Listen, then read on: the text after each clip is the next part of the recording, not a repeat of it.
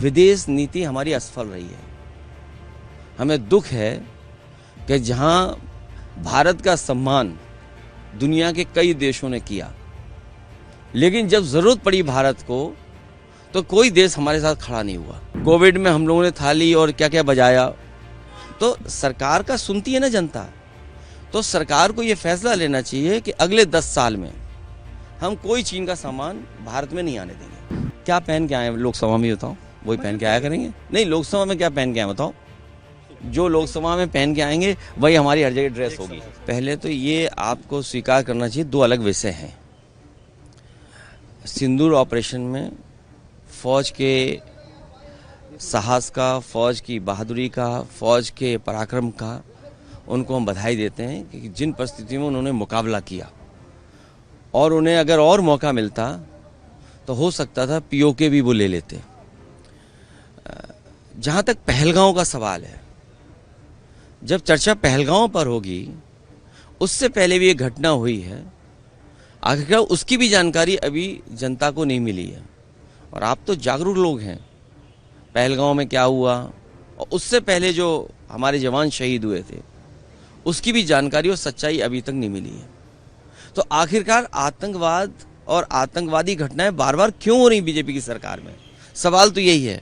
और फिर अगर घटना पहलगांव की हुई तो जो टेररिस्ट थे वो आसमान खा गया, उन्हें क्या जमीन खा गई, और इसको आखिरकार वो टेररिस्ट कहाँ हैं, उनको पकड़ना, उनके बारे में जानकारी होना, इस सरकार को जवाब देना है कि सरकार इस पे जवाब दे सकती है। पी चिदम्बरम का जिस तरह का बयान आया है कि इस बात के क्या सबूत हैं कि वो आतंकवादी जो पहलगाम हमला हुआ था वो पाकिस्तान से आया, इस पे सरकार ही जवाब दे सकती है। और कांग्रेस भी दिल्ली की सरकार में रही है तो वो पूछ सकते हैं, उनके स्रोत होंगे, उनकी जानकारी होगी।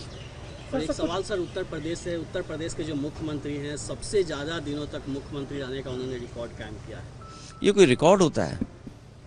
जो काम न करे, काम न करने वाले का अगर कोई रिकॉर्ड कभी माना जाएगा तो उत्तर प्रदेश के मुख्यमंत्री होंगे। और दूसरे का काम अपना काम बनाना, और डबल इंजन की सरकार। सोचिए, अभी तो दिल्ली वालों को ही नहीं पता है कि वो अंदर ही अंदर सुरंग खोद रहे हैं। लखनऊ वाले अंदर ही अंदर सुरंग खोद रहे हैं, ये बाद में पता लगेगा। इसलिए रिकॉर्ड की बात मत करिए कि इतने दिन रिकॉर्ड, ये कहिए कि कहीं ऐसा तो नहीं है लखनऊ से अंदर ही अंदर सुरंग खोद रही हो। सर, पहलगाम हमला के बाद हम कह रहे थे पाकिस्तान से सब संबंध खत्म किया जाएगा, लेकिन एशिया कप में भारत और पाकिस्तान का मैच। देखिए, विदेश नीति हमारी असफल रही है। हमें दुख है कि जहां भारत का सम्मान दुनिया के कई देशों ने किया, लेकिन जब जरूरत पड़ी भारत को तो कोई देश हमारे साथ खड़ा नहीं हुआ। सम्मान अलग दृष्टिकोण है और हमारे साथ खड़ा होना अलग दृष्टिकोण है। तो चिंता का विषय तो यही है कि कोई देश हमारे साथ क्यों नहीं खड़ा है, जब हम व्यापार दे रहे हैं। चीन को कितना व्यापार दे रहा है भारत, आखिरकार व्यापार रुकेगा कि नहीं रुकेगा? और ये तो हम अपने भाषण में बोलेंगे कि भाई कोई प्रोग्राम बनाना चाहिए ना। जैसे नोटबंदी हुई, कोविड में हम लोगों ने थाली और क्या क्या बजाया, तो सरकार का सुनती है ना जनता। तो सरकार को ये फैसला लेना चाहिए कि अगले 10 साल में हम कोई चीन का सामान भारत में नहीं आने देंगे। इकट्ठा तो नहीं रोक सकते। अब सोचिए, अमीरों का तो सब कुछ आ रहा है, लेकिन गरीब के लिए खाद की जरूरत तो कुछ नहीं आ रहा। तो 10 साल में ये कार्यक्रम भारत सरकार को बनाना चाहिए। जैसे हम सब लोगों ने समर्थन दिया था भारत सरकार का, तो ये सरकार भारत की एक कार्यक्रम बनाए कि अगले 10 साल में हम लोग स्वदेशी अपनाएंगे और चीन का कोई सामान नहीं लेंगे। ये जो चर्चा हो रही है, ये वोट के लिए भारतीय जनता पार्टी करती है। पाकिस्तान से ज़्यादा इसलिए करते हैं क्योंकि उसे वोट भी चाहिए, लेकिन असली खतरा चीन से है। ये आप जितने लोग खड़े हो जागरूक, दिल्ली वालों, सब जानते हो खतरा चीन से है।